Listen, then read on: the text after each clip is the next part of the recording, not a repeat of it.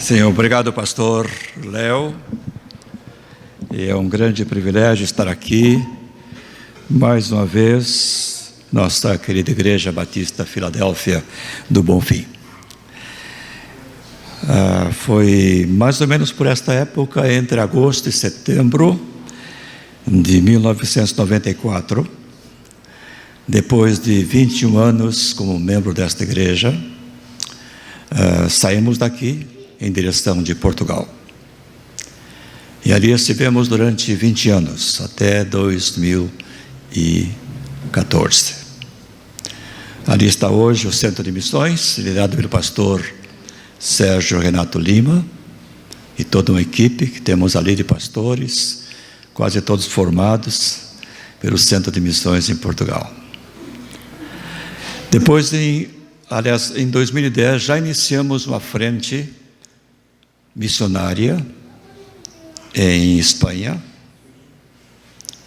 em Valência, e também iniciamos ali o primeiro núcleo do Centro de Missões de Portugal, na Espanha. Em 2013, decidimos alugar o salão onde estava a igreja, porque a igreja cresceu, foi para um espaço maior, e ali estamos até hoje, pela graça de Deus. Portanto, é o Centro de Missões em Valência que cuido hoje, junto com a equipe de colegas, professores. Temos ali uma matrícula, tem andado em torno de 60 alunos, e temos não só Valência, mas também núcleos em Madrid, em Pamplona, norte da Espanha, onde está hoje o pastor Maninaldo, já com malas prontas para ir mais para frente um pouquinho, mais perto da França, iniciando a nova igreja, e também em Lanzarote, que é uma das ilhas do arquipélago das Canárias, na Espanha.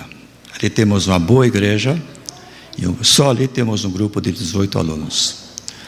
E também em Milão, na Itália, onde temos uma igreja que é uma neta de Portugal, porque na verdade foi através de Valência que foi aberta a igreja em Milão, na Itália. Uma pequena igreja, mas que está crescendo para a glória de Deus. Portanto, assim, em poucas palavras, digo que é um prazer muito grande estar mais uma vez aqui. Estou por 6 semanas, mais ou menos, aqui no Brasil. Regresso dia 12 de setembro, se Deus quiser, dando continuidade ao nosso projeto, porque não estamos limitados a um projeto só de educação teológica. Estamos terminando um estúdio para uma rádio web, que os próprios alunos irão conduzir essa rádio, com o objetivo de transmitir através dessa rádio uma palavra de evangelização, tanto para a Espanha, como também no horário diferente para a América Latina, porque hoje, através da rede da web, podemos alcançar o mundo todo.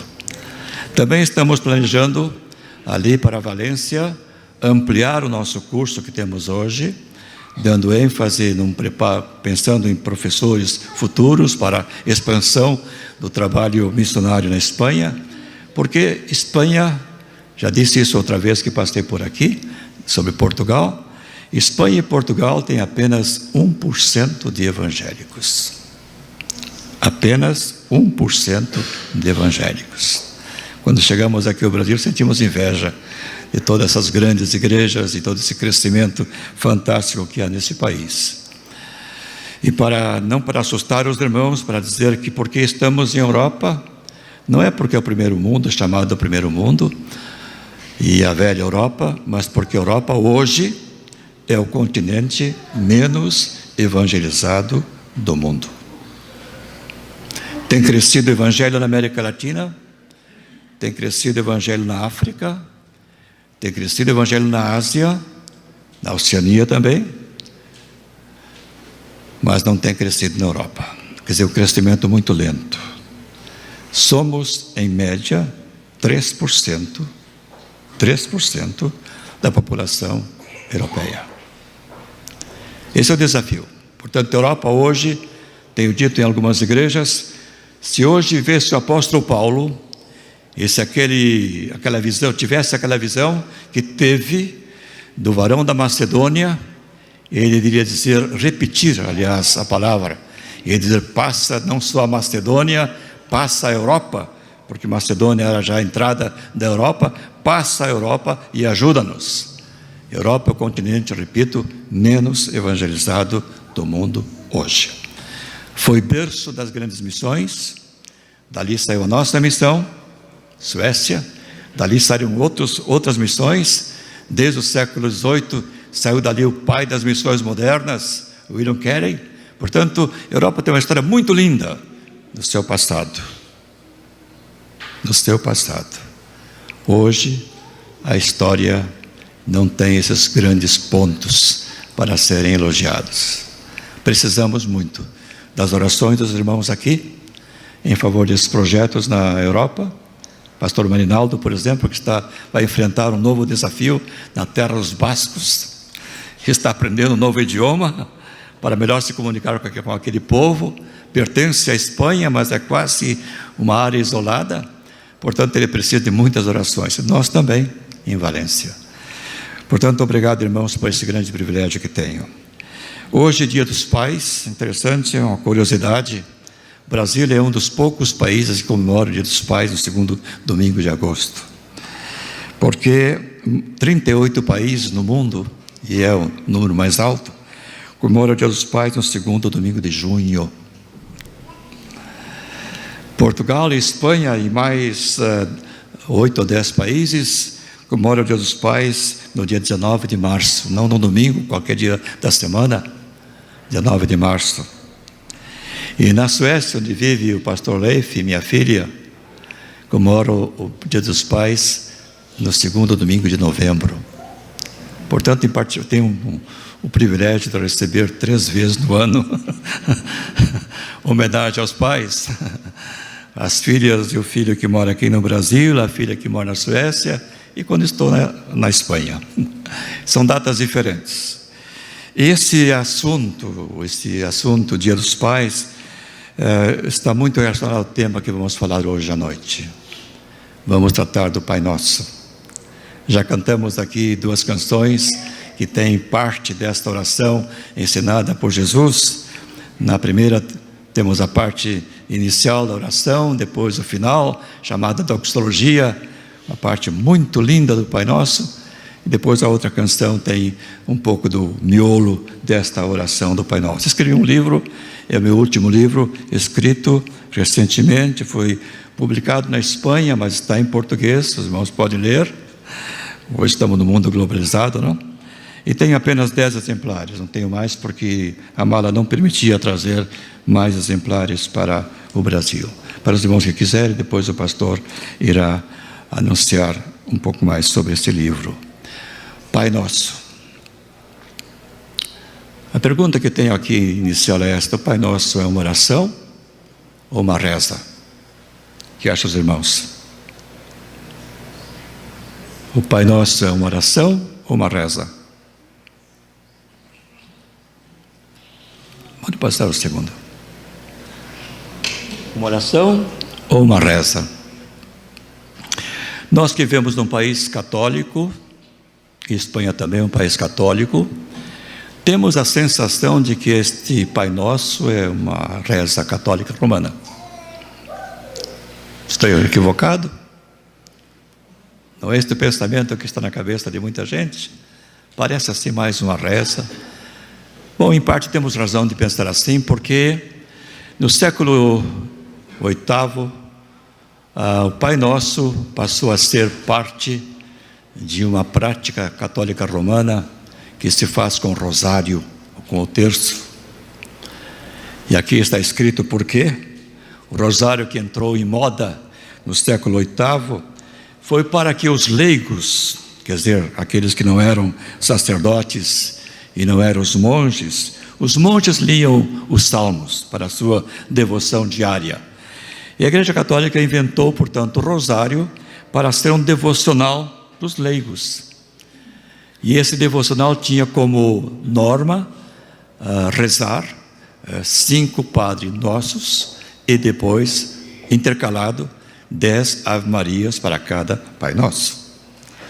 Então ficou assim mais conhecido o Pai Nosso como a reza do rosário ou do terço. E esta história é longa, não vou aqui aprofundar a história, mas digo que pelo século XII da era cristã, na época de Domingo de Gusmão, que foi o fundador da Ordem dos Dominicanos, Maria teria aparecido a este homem e ele teria dito que o rosário era o seu saltério e que repetir a Maria 150 vezes, 3 vezes o terço, seria uma homenagem para ela. Em outras palavras, o rosário, que contém esta oração católica romana de Ave Maria, e contém ali também o Padre Nosso, passou a ser uma reza em homenagem a Maria. Portanto, é a prática mariana. Talvez tudo isto venha confundir um pouco a nossa mente. E eu gostei da palavra que está aqui para o mês de agosto, pastor. A palavra é desembaraçar. Eu acho que temos que desembaraçar algumas coisas que estão por aí em nossa mente com respeito ao Pai Nosso. O Pai Nosso, vamos agora passar algumas observações interessantes do Pai Nosso, por favor. O Pai Nosso pode ser o seguinte ainda, isto. O Pai Nosso é conhecido como oração dominical. E esta palavra entrou no vocabulário protestante, evangélico, porque muitas igrejas protestantes hoje, no seu ritual dominical, recitam o Pai Nosso. Não há nenhum mal em recitar o Pai Nosso. Portanto, passou a ser uma oração dominical. Um outro título que encontramos na história é a Oração do Senhor. E esse título parece que é um pouco mais fundamentado na história bíblica também, porque quem ensinou o Pai Nosso foi o Senhor. E temos duas versões do Pai Nosso. Uma em Mateus capítulo 6, no meio do Sermão do Monte, o Senhor ensinou como os discípulos deveriam orar. E vamos tentar explicar que não é uma oração para ser repetida. Em Lucas capítulo 11, um discípulo pergunta, ou pede melhor ao Senhor: Senhor, ensina-nos a orar. E ele, outra vez, utiliza o modelo da oração do Pai Nosso, com um pouco mais reduzida esta oração. Portanto, o título Oração do Senhor é um título adequado. Penso que dos três, e agora vem o terceiro, oração modelo, talvez seria o melhor título que podíamos dar ao Pai Nosso, porque não encontro base bíblica para ser uma reza. Seria contraditório, porque o Senhor repreendeu diretamente os fariseus porque andavam lá repetindo as suas rezas. O Senhor não iria ensinar uma reza, portanto é impossível. O Senhor também não ensinou uma oração para ser simplesmente repetida palavra por palavra. Penso que temos na oração do Pai Nosso um modelo a seguir. Aí está, quem sabe, a importância, quem sabe também a descoberta desta oração, para olharmos o que o Senhor disse ali, os princípios que estão ali dentro, quem sabe as direções que estão ali dentro, para quando nós nos colocamos perante o Pai, tenhamos mais ou menos essas dimensões do Pai Nosso. Vamos agora a algumas palavras que tenho aqui nesse livro que escrevi. Foram pessoas que me ajudaram bastante no entendimento da oração do Pai Nosso, e vamos observar algumas palavras, por favor. Próxima. Sim, aqui temos a palavra de Martinho Lutero. Lutero, que foi um dos grandes mestres da oração, historicamente, não podemos negar, está comprovado, disse o seguinte, referindo-se ao Pai Nosso: esta palavra de Cristo, esta palavra de Cristo ensina-nos duas coisas, observem: as palavras e o modo, quer dizer, as palavras e o modo como devemos orar. Isso disse Lutero no século XV. Isto é, como devemos orar e o que devemos pedir. Aqui são duas verdades que Lutero destaca nesta palavra que estamos aqui observando. Portanto, o que devemos orar e o que devemos pedir na nossa oração. Importa, disse ele, conhecer as duas coisas. Uma outra pessoa que me inspirou bastante com respeito à oração do Pai Nosso, não sou calvinista, mas tenho que admitir, Calvino foi um dos grandes mestres da oração. Calvino disse o seguinte sobre a oração: a orarmos, portanto, somos obrigados a penetrar naquelas riquezas, note a palavra, riquezas que estão entesouradas, é um tesouro que está ali, para nós, e que estão junto, veja a comunhão que podemos ter, junto ao nosso Pai Celestial. Essas duas palavras são muito significativas para entendermos que a partir do momento da Reforma, século XVI, o Pai Nosso ganhou uma outra dimensão. Deixou de ser uma reza. Lutero, tanto Calvino, Zwinglio e Erasmo e todos os demais não aceitaram jamais o Pai Nosso como uma reza, mas sim como oração do Senhor e também como uma oração modelo. Mas tenho aqui também duas palavras contemporâneas sobre o Pai Nosso. Uma é de Timothy Keller. Keller é um homem extraordinário, pastor de uma grande igreja em Nova York, respeitadíssimo, teólogo, pensador, tem excelentes livros. Para mim foi um dos melhores livros que li até hoje sobre oração. Um dos melhores textos que li. E ele escreveu o seguinte sobre o Pai Nosso: ao orarmos, disse ele, nenhum dos nossos três grandes mestres da oração, diz Keller, citando Agostinho, citando Lutero e Calvino, desenvolveram seus ensinamentos baseado principalmente em suas próprias experiências. Seus ensinamentos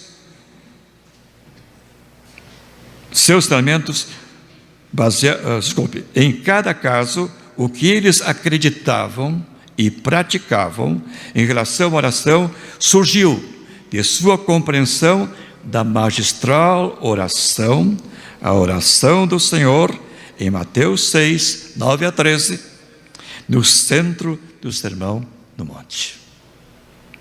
Aqui ele lembra Agostinho.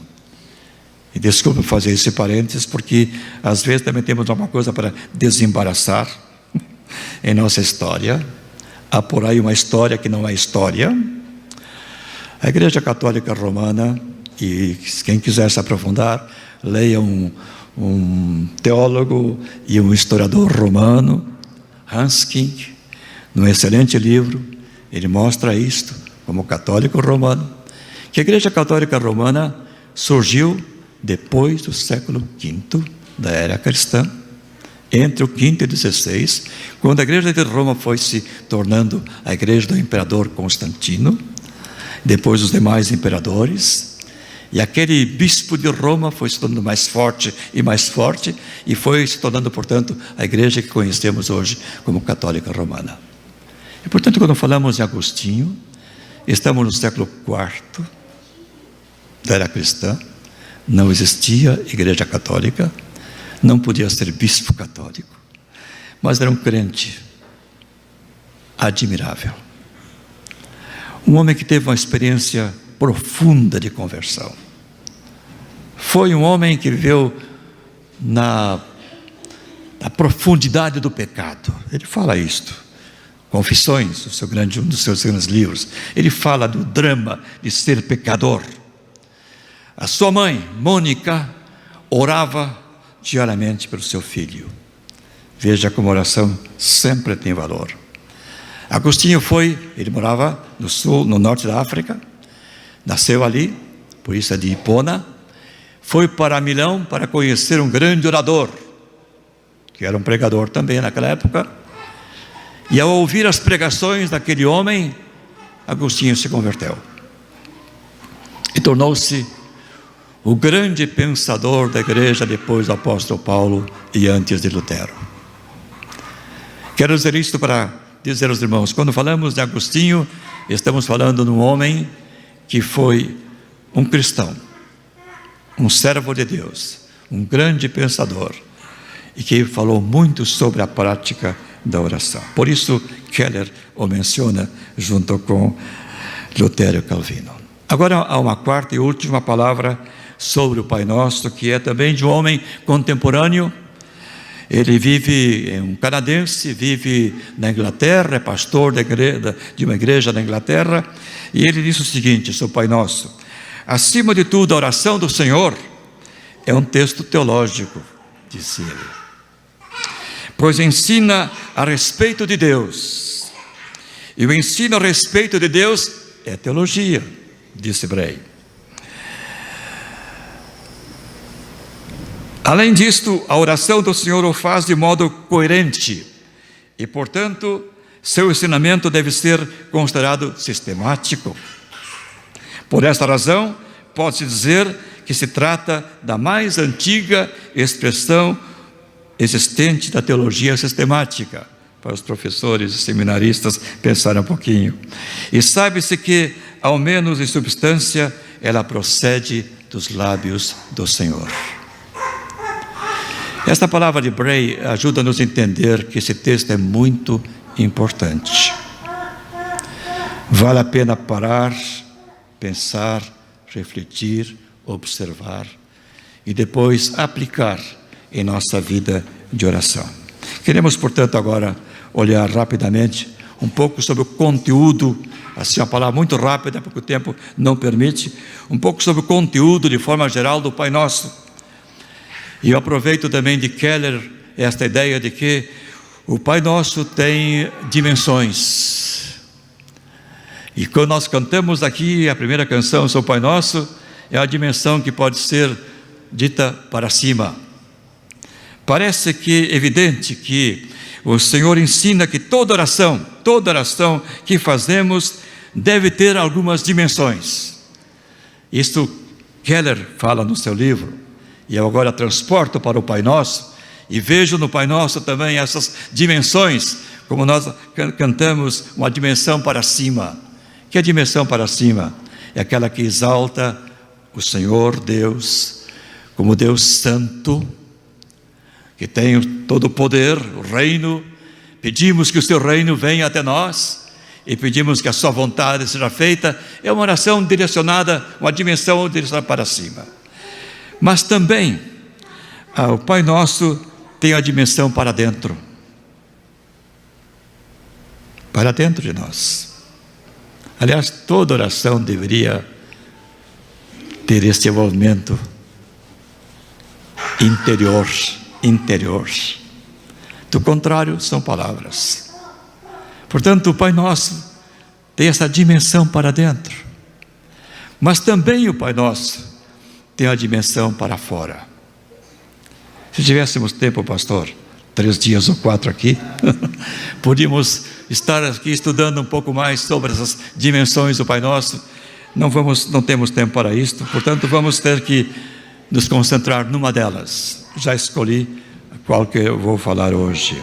Mas antes, porque estamos agora nos direcionando para dentro, nossa interioridade, então convém lembrar que nós sofremos, todos os nossos irmãos na fé no passado, em todas as partes do mundo, sofreram e sofremos ameaças que podem afetar a nossa interioridade religiosa. Estamos num mundo ameaçador, perigosíssimo. E facilmente, a nossa vida interior é afetada por essas ameaças. Vou mencionar algumas. Primeira ameaça, cuidado com o nominalismo religioso. Pode ser apenas uma placa, um anúncio, um espetáculo, nada mais. Jesus, quando ensinou o Pai Nosso, em Mateus 6, no contexto anterior, ele fez referência aos fariseus, que jejuavam, oravam, davam esmolas, pareciam homens 100% religiosos. E o Senhor só Ele tinha esta capacidade de dizer diretamente para os fariseus: vocês são hipócritas. É uma palavra rara no Novo Testamento, muito rara. E o Senhor utilizou esta palavra fortíssima, falando para os fariseus, dizendo: a vida religiosa de vocês está voltada para o exterior e não para o interior. Vocês fazem um espetáculo, vocês fazem orações nas praças para serem vistos, vocês dão esmolas para dizer: nós somos pessoas solidárias, e aqui estão as nossas esmolas. Portanto, um tipo religioso voltado para fora e não para dentro. E o Senhor disse para os discípulos: vocês não devem orar assim. Quando vocês orarem, entre cada um do seu quarto e fale com o Pai. E o Pai, que conhece o coração de cada um, vai atender a tua oração, vai estar contigo naquele momento de oração. Portanto, o contrário, o Senhor estava focalizando a nossa interioridade. Conta-se uma história, e é verídica, aqui no Brasil. Aconteceu que um motorista andava por uma das estradas desse país e passou rapidamente por um posto de gasolina, viu também rapidamente uma placa que estava ali e notou que os preços que anunciavam aquela placa eram convidativos. Mas como ele tinha gasolina no tanque do seu carro e pressa também, continuou a viagem, pensando assim: na volta eu vou parar nesse tanque, vou parar nesse posto e encher o tanque. Quando voltou, fez exatamente assim. Chegou no posto para encher o tanque do seu carro. O tanque estava abandonado. Aliás, o posto estava abandonado, desativado. E os preços que estavam ali eram preços muito antigos, de muito tempo. Era apenas uma placa. Com isso eu quero ilustrar o que os fariseus faziam na época de Jesus. Era o anúncio de uma placa que não correspondia à vida interior deles. Era apenas voltado para o exterior. Uma segunda ameaça que está por aí, e temos que estar alerta com respeito à nossa vida, é os afetos. Os afetos que mantemos em nosso ser. Somos pessoas afetivas, temos nossos sentimentos, nossas emoções. E uma das emoções mais importantes da vida humana chama-se amor. E o amor sofre uma ameaça constante. Sofria no tempo de Jesus.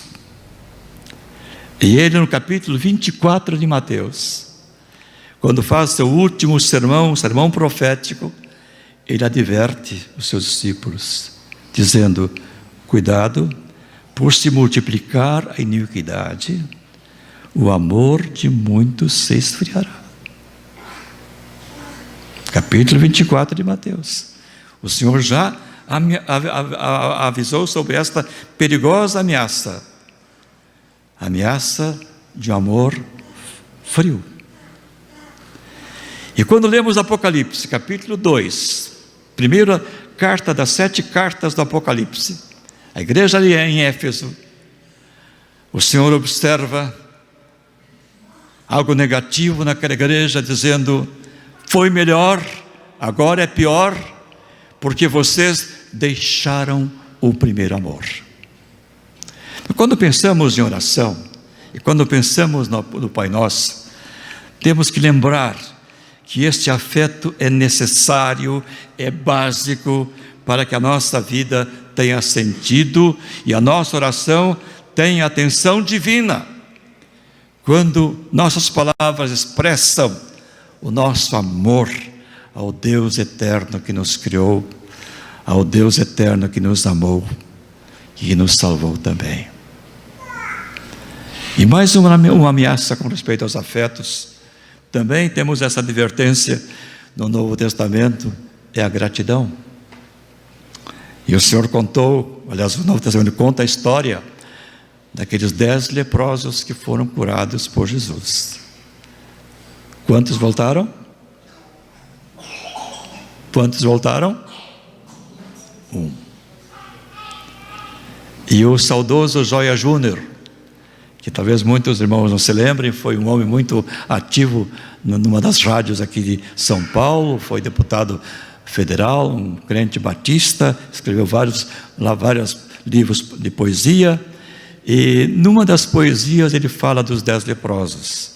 Eu não me lembro toda a poesia, mas ele diz mais ou menos assim: fosse hoje, certo estou, nenhum voltaria. É uma triste realidade. Às vezes sentimos que nos falta gratidão. E quando falamos desses afetos que pertencem à nossa vida e que poderão sofrer esta ameaça do esfriamento, estamos dizendo que o Pai Nosso é justamente o contrário. Ele lembra um Pai que nos ama em qualquer situação, em qualquer lugar. É o Pai que não altera o seu amor, não esfria o seu amor. E este amor eterno do nosso Pai deveria encontrar e deve encontrar em nossos corações uma resposta. Portanto, a oração deve ser permeada, tem que ser recheada pelo amor e pela gratidão. 2 principais sentimentos que penso devem estar presentes quando oramos ao nosso Pai. Amém?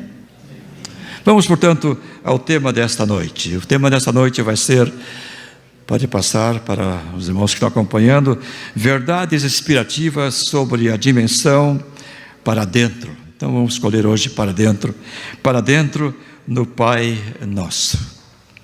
Vamos tentar descobrir o que está ali nas 7 petições do Pai Nosso.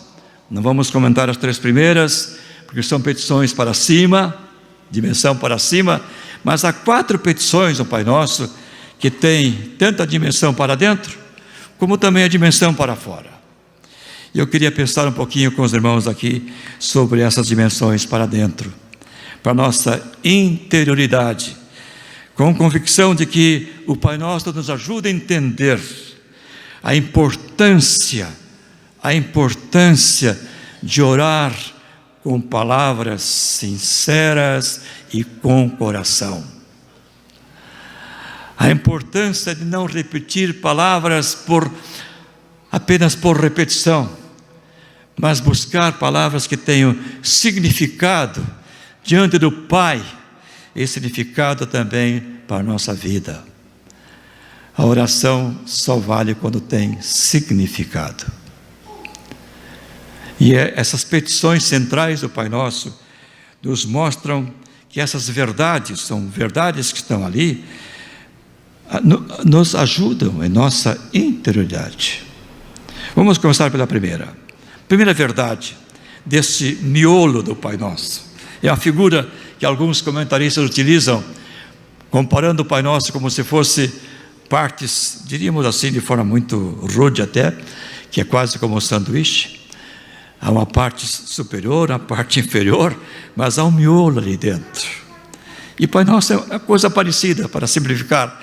Há uma parte superior, para cima. A outra parte lá embaixo, que é a doxologia, lindíssima. E há um miolo. E esse miolo aqui toca mais de perto a nossa vida aqui, o nosso dia a dia. Portanto, a primeira verdade que temos que observar é que o pão de cada dia assegura a fidelidade protetora do Pai, que tranquiliza a nossa interioridade. Há muita gente inquieta com o pão de cada dia.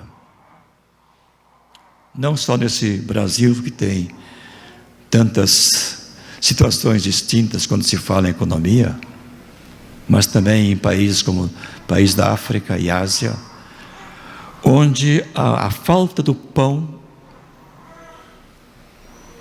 perturba, inquieta milhares de pessoas. Milhares de pessoas. E o Senhor, quando nos ensina a orarmos desta maneira: o pão de cada dia, dá-nos hoje o pão de cada dia. Sobre isso temos duas versões. Temos a versão de Mateus e a versão de Lucas. Pequena diferença, mas se completam. Mateus disse: dá-nos hoje o pão de cada dia, quer dizer, o pão para hoje. Lucas diz: dá-nos o pão cotidiano. Significa o pão para hoje e o pão para amanhã também.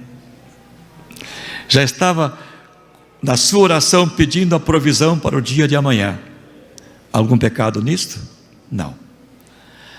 Talvez Lucas tenha como pano de fundo a história do maná no deserto. O maná caía cada dia, menos no sétimo. Mas o sexto dia recebiam porção dobrada, para hoje e para amanhã também.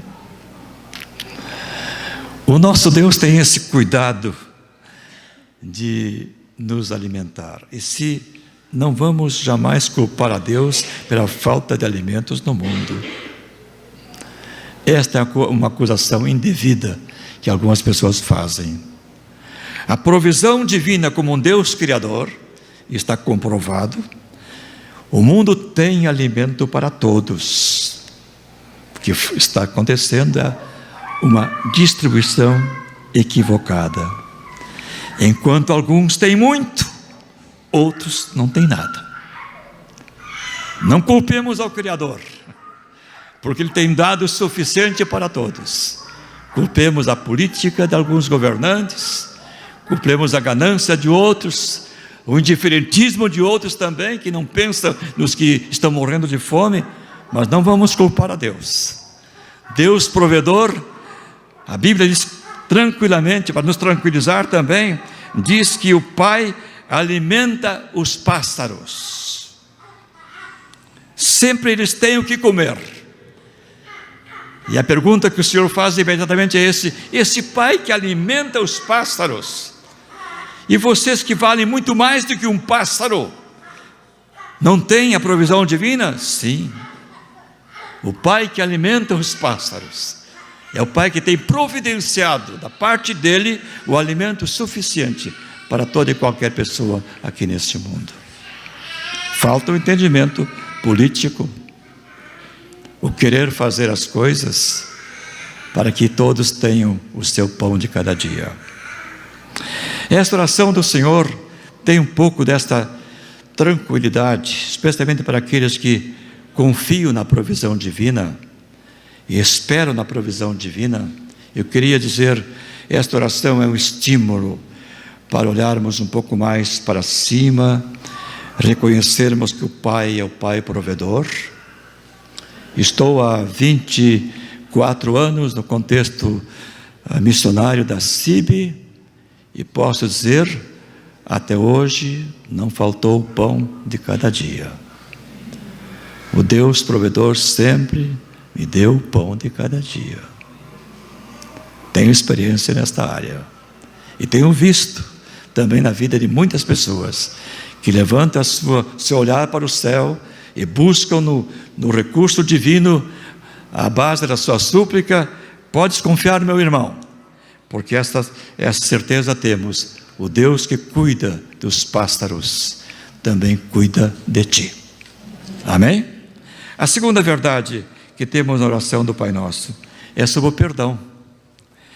E diz o texto que devemos perdoar assim como perdoamos. E a verdade que está aqui é: o perdão é ensinado como algo necessário para o bem-estar da nossa interioridade. Por que digo isto?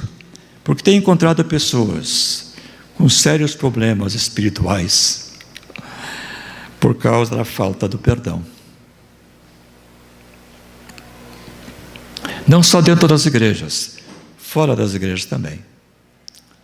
o perdão é uma verdade divina e temos o exemplo de Deus perdoador, e esta verdade divina é uma excelente receita para o nosso bem-estar.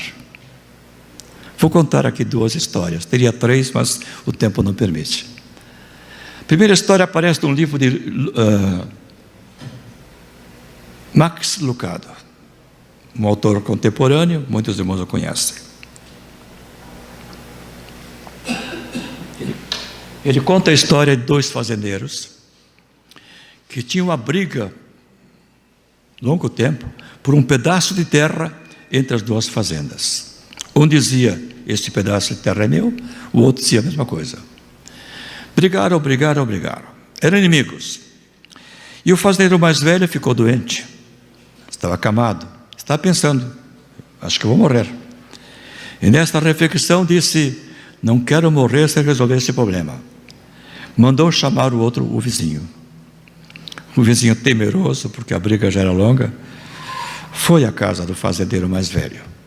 E lá está ele na cama, dizendo, olha, eu estou aqui, acho que eu vou morrer, e queria ver esse assunto que estamos aí tratado tanto tempo e não conseguimos resolver. Queria resolver esse assunto, tá bem? Portanto, você me perdoe, e eu também lhe perdoo. E se eu morrer, ou antes de morrer, eu quero dizer para você, olha, fica com essa terra, é sua. Tá bem, o vizinho se surpreendeu com aquilo, não sabia o que responder, estava surpreso. Conversaram mais um pouquinho, e depois 2 apertaram a mão, num acordo, numa aliança. E quando o vizinho estava saindo do quarto, o fazendeiro mais velho se assenta na cama, levanta o seu braço, aponta para ele, disse, olha, saiba de uma coisa, se eu sair desta cama, esqueça o que eu falei. Essa história pode ser humorística, né? Mas retrata uma dificuldade que temos como seres humanos. Perdoar é fácil? Não respondo que sim, por favor. Não me responda que sim, porque não é verdade. Perdão não é fácil. Humanamente, não é fácil. E a segunda história vai comprovar isto. A segunda história trata de um acontecimento que ocorreu em 1974, quando ocorria também a Copa do Mundo em Estados Unidos. O Brasil estava jogando, para os que gostam de futebol, jogando com os Estados Unidos e ganhou por 1-0, golo de Bebeto. Naquele dia, 7 de julho de 94, estava terminando uma matança em Ruanda. 800.000 pessoas, 800.000 pessoas foram mortas em aproximadamente 100 dias, quase 3 meses. Por quê? Ruanda, naquela época, tinha 3 tribos rivais, que eram os Tutsi, os Hutu e os Tua. Os 2 primeiros eram as tribos maiores, e a disputa era muito grande entre Tutsi e Hutu. O presidente do país, naquela época, era da tribo Hutu. E no dia 6 de abril daquele ano, o presidente voltava de uma conferência num país da África, e o seu avião foi atingido por um míssil. E é claro, todos os passageiros, tripulantes e pessoas do governo que acompanhavam o presidente morreram. No dia seguinte, dia 7, a tribo Hutu, que era do presidente, acusou os Tutsi de ter mandado matar o presidente. Este era o motivo do genocídio que matou 800.000 pessoas, crianças, mulheres, homens, famílias inteiras. Eu tive a ocasião, não vou dizer privilégio, porque essas histórias são aterrorizadoras, fugiu a palavra. Tive a ocasião de escutar o testemunho de uma Tutsi, que naquela época era uma menina, que pela graça de Deus foi escondida no lugar que ninguém a encontrou, e ela escapou daquela matança, mas escapou com uma profunda dor no seu coração, porque seu pai, sua mãe, seus irmãos, todos foram mortos. E ela, como cristã, porque era cristã, ela continuou na sua fé, e na sua igreja frequentemente recitava o Pai Nosso. E quando toda a igreja estava recitando o Pai Nosso, e chegava nessa frase, perdoa-nos assim como perdoamos, ela silenciava. Não conseguia falar. Não conseguia falar porque não conseguia perdoar. E quando ela estava contando essa história, as lágrimas corriam dos seus olhos. Estava ainda com esse sentimento.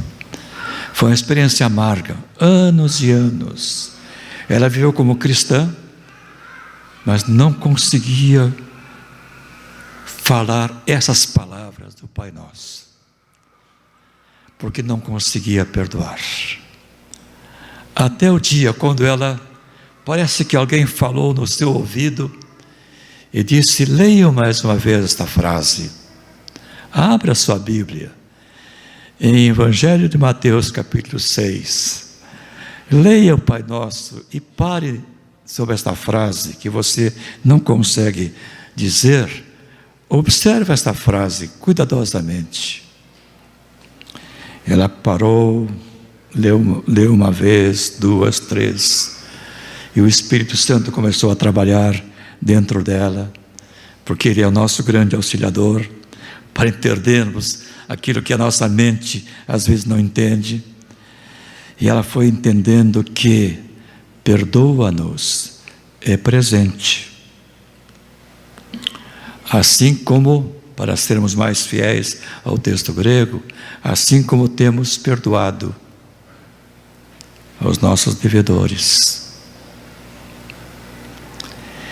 Então ela sentiu que, para ser perdoada, ela deveria perdoar.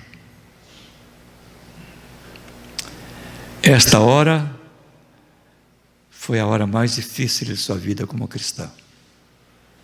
Caiu de joelhos, orou, pediu misericórdia para o céu, pediu forças e finalmente abriu a sua boca e disse: Pai, eu perdoo. E aquilo foi como um bálsamo que encheu o seu coração. Parou de engolir um veneno. Porque não perdoar é como engolir um veneno. É manter o ódio lá dentro. É manter o sentimento de vingança lá dentro. Da represália. Do troco. Isto é um veneno. Isso destrói a nossa alma. Destrói a nossa vida espiritual. Afeta a nossa relação com o Pai. Eu tenho encontrado pessoas assim, dentro das igrejas e fora, que não conseguem perdoar. E esta oração do Pai Nosso nos diz claramente, quando nós pedimos: Pai, perdoa-nos, já perdoamos. Já perdoamos. Portanto, o perdão humano, ele é unilateral. Não precisamos esperar pelas outras pessoas nos perdoarem. Devemos perdoar para que o nosso íntimo ganhe saúde. o nosso ser, nossa interioridade ganhe saúde. E admito que às vezes há uma enfermidade na vida de algumas pessoas, emocional, que afeta também a vida física, por falta do perdão. Não sei se estou dizendo uma coisa muito forte para os irmãos aqui, mas eu queria dizer no bom sentido, como um pastor, experimente perdoar. Mesmo sabendo que é um inimigo seu, mesmo sabendo que a pessoa que lhe causou muitos danos, isto vai ser no seu coração um bálsamo, um refrigério, vai lhe dar força interior, vai lhe dar outra liberdade diante do Pai, de dizer para Ele, quando porventura pecar, disse João na sua carta, se pecarmos, temos este recurso divino para buscar o perdão. Amém, irmãos? Terceira verdade, o livramento da efetivação da tentação aparece como algo necessário para o bem-estar da nossa interioridade. Tentação é pecado? Não. Tentação não é pecado. A efetivação da tentação resulta no pecado. Está muito bem explicado por Tiago na sua carta. Tiago explica muito bem isso aqui. E Agostinho pega esta verdade e diz: o mal está dentro de nós. E aí está. A base da tentação, o estímulo vem de fora, mas o mal está aqui dentro. E como este mal está aqui dentro, e é um mal muito forte, com muitas raízes, precisamos do recurso divino. E o Senhor nos ensina assim: não nos deixes cair em tentação. Em outra versão dizia: livra-nos da tentação. Quando eu leio assim o Pai Nosso, numa leitura mais quase musical, pastor, porque as palavras também têm um pouquinho de música, né? Eu vejo que a oração do Pai Nosso, ela tem pedidos sob intensidades diferentes. Parece que quando chegamos à quarta petição do pão, temos uma tonalidade, uma intensidade. Quando chegamos na segunda sobre perdão, as palavras, se vamos pensar um pouco nas palavras, a intensidade aumenta. E quando chegamos na tentação, é um pouco mais, porque estamos num confronto existencial, para o qual nós não temos forças suficientes. A história da igreja, e eu gosto muito da história da igreja, lá pelo século 2 para 3, apareceram algumas pessoas muito piedosas, que não estavam contentes com a vida na cidade, todo o movimento na cidade, queriam se separar um pouco mais desta agitação, foram para o deserto da África, norte da África, e lá surgiram os monastérios, que eram muito simples naquela época. Eram pessoas que se separavam para ler a Bíblia e orar, e, diríamos assim, fugir um pouco dessas ameaças do pecado. Só que os monastérios têm a sua história muito longa, e mais tarde eu conheci aqui pertinho, em Jundiaí, fui pastor aqui em Jundiaí, comecei o meu ministério em Jundiaí, conheci ali um monge, que depois se converteu, quando abandonou o monastério, tornou-se pastor, era meu colega em Jundiaí, pastor da igreja. Ele contou muitas experiências vividas lá dentro do monastério, e isso a gente pode ler em outros livros também. As paredes do monastério não separam as pessoas das tentações, nem do pecado. Não há parede que separe o homem da tentação ou do pecado. Não há esse recurso humano, só há um recurso divino. Deus nos tem dado recursos, por exemplo, a oração, a petição.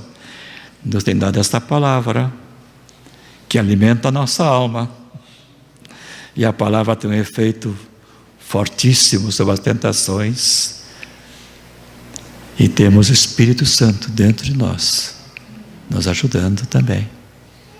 Portanto, na parte divina, temos esse recurso, porque paredes e outras coisas mais não conseguem nos separar deste mal que está dentro, e que tem que ser sanado aqui dentro, sanado no coração. Por isso o Senhor disse: filho meu, dá-me o teu coração. É a parte mais importante, simbolicamente falando, do ser humano. Hoje, vamos traduzir isso por mente, a nossa mente. Dá-me a tua mente, quer dizer, tudo que está ali, para que eu possa te alimentar com outras verdades. Por isso, irmãos, esta petição sobre o livramento da tentação, para que não se efetive o pecado, é tremendamente prudente. É uma arma que temos para nos livrar de um mal que está por aí, que nos ameaça constantemente, diariamente, e quem sabe em toda hora do dia.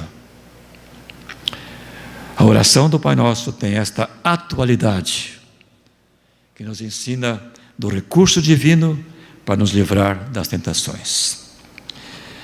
E temos aqui uma palavra confortadora de Paulo em em 1 Coríntios 10 e verso 13, os irmãos que querem depois acompanhar o texto. Paulo escreveu o seguinte: não sobreveio a vocês tentação que não fosse comum aos homens. E Deus é fiel, disse Paulo, Ele não permitirá que vocês sejam tentados além do que podem suportar.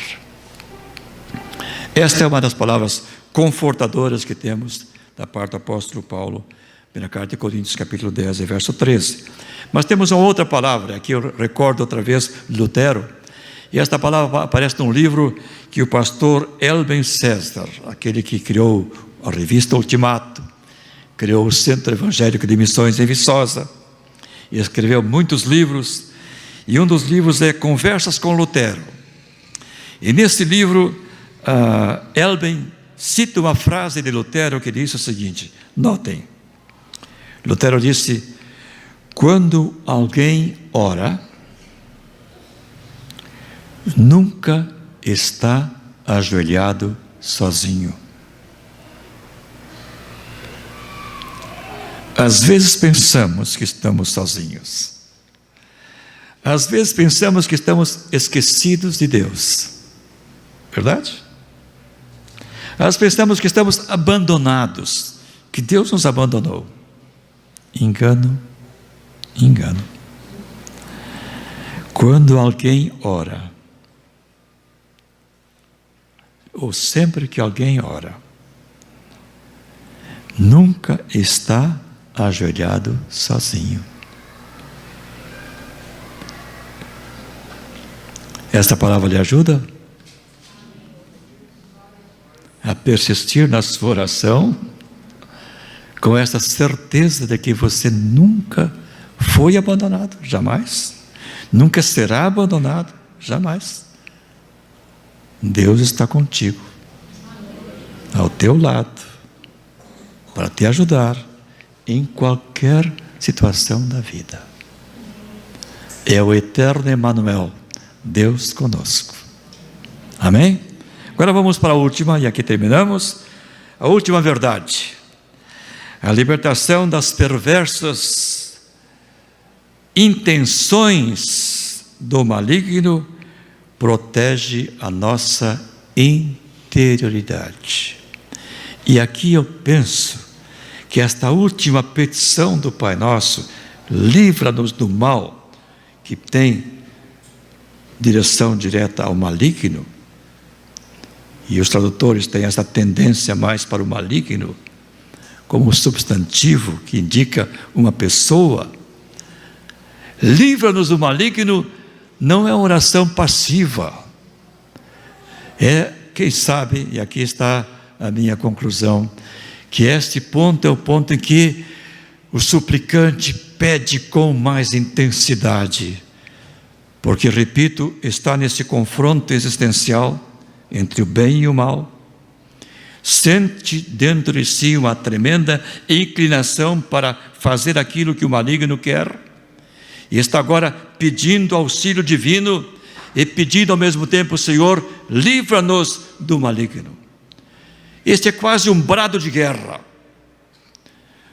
Os Salmos, que é um texto, uma área do Antigo Testamento que me encanta, como dizem os espanhóis, tem muitas vezes esse brado de guerra, esse grito da alma. E aqui, quando o Pai Nosso termina essa última petição, parece que é um grito: livra-nos do maligno. E esse grito, irmãos, tem um presente e tem um futuro, porque eu estou convencido que esta oração modelo do Senhor, ela se encaixa no presente, hoje, mas também tem uma perspectiva futura, uma perspectiva que, diz os teólogos, é escatológica. Porque este maligno que nos atormenta hoje, ele tem tempo de validade. O seu fim já foi decretado, já está previsto. O livro do Apocalipse descreve o fim deste maligno. Portanto, quando nós aqui ainda nesse presente estamos pedindo livramento, estamos pedindo para hoje, já olhando para o futuro, sabendo que ele é um maligno vencido. Vencido onde? Na cruz do Gólgota. Ali está a nossa vitória. Ali é a vitória de todo ser humano sobre o pecado e sobre o mal e sobre o maligno. Sei que alguns irmãos assistiram, talvez todos, aquele impressionante filme de Mel Gibson sobre a paixão de Cristo, não? Uma das cenas mais impressionantes, para mim a mais impressionante naquele filme, que é muito forte nas suas cenas, foi aquela em que aparece uma serpente e alguém pisa na cabeça da serpente. E aquela cena parece associada ao Cristo que estava na cruz. Então parece que Mel Gibson está dizendo: este acontecimento aqui é aquilo que está em Gênesis 3,15. A semente da mulher pisará a cabeça da serpente. É verdade, Gênesis 3,15 é um texto profético, aponta para a cruz, aponta para a vitória do Cordeiro de Deus na cruz. Portanto, irmãos, esta petição última do Pai Nosso, para mim, é outro bálsamo que vem para aquietar o nosso coração e trazer-nos para dentro, a nossa interioridade, a tranquilidade que somos um povo que tem futuro, e este futuro tem garantia de vitória através do sangue de Jesus e através da morte que foi efetivada na cruz do Gólgota. Amém? Para terminar, por favor, coloque o último quadro. Para terminar, temos aqui duas perguntas que aparecem no Salmo 42, também no 43, porque são dois salmos que têm as mesmas perguntas. Essas duas perguntas aparecem 3 vezes. E as duas perguntas são estas. Primeira pergunta: por que estás abatida, minha alma? Portanto, para dentro. Por que estás abatida, minha alma? E a segunda pergunta: por que te perturbas dentro de mim? Portanto, o salmista já sentia, na sua época, várias ameaças, e estava agora perguntando para a sua alma, e é um exercício muito bom, quando a gente conversa com a gente mesmo, e pergunta: por que estás inquieta, alma? Por que te perturbas? Eu quero agora associar essas duas perguntas com as 4 petições que falamos hoje. Eu vou pedir que os irmãos agora me acompanhem num exercício. Se possível, nos coloquemos em pé. Eu vou pedir para os irmãos que estão aqui à minha direita que leiam em voz alta a primeira pergunta do salmista. Só os irmãos aqui da minha direita. Leiam juntos. Por quê? Mais uma vez, para pegarmos bem o grupo todo. Porque estás abatida com a minha alma. E os irmãos aqui da minha esquerda vão repetir a 4ª petição, primeira de hoje, que diz o quê? Pode dizer. Juntos, todo o grupo aqui.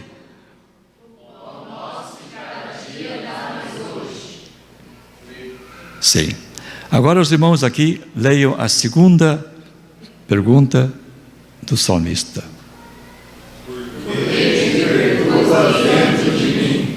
E os irmãos leiam a 2ª petição comentada hoje, o Pai Nosso. Perdoa-nos. Estão notando a relação entre as perguntas e o Pai Nosso? Agora os irmãos aqui da esquerda vão ler a primeira pergunta do salmista. E os irmãos vão ler a 3ª petição do Pai Nosso. Muito bem. Agora os irmãos leem a 2ª pergunta do salmista para a sua alma. E agora, lembrem que esta última petição parece enfática. Então, sabe como vamos falar? Livra. Não, assim não. Assim não. Com mais força. Exato. Com mais intensidade. Eu queria fazer exercício para dizer que, assim como o salmista no passado teve as suas inquietudes, falou com a sua alma, nós hoje temos as nossas inquietudes. E essas 4 petições do Pai Nosso são uma resposta para o nosso íntimo, que nos traz a tranquilidade de um Pai provedor, de um Pai que perdoa, de um Pai que nos pode livrar da tentação e ainda de um Pai que pode nos levar para sempre do maligno.